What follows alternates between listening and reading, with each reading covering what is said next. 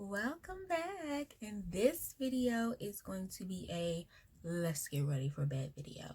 So we spend hours and hours and hours slaying these wigs, beating these faces, and now it's time to take it down. So FYI, you see that? Do you see that? Do not do that. When it's time to take your wig off, you have to take your time. Otherwise, you will be bald as ever, no edges, no baby hairs, whatever you guys call them. So this is just going to be a step-by-step of how I take my wigs off. You can do your thing if you have something else that works better for you.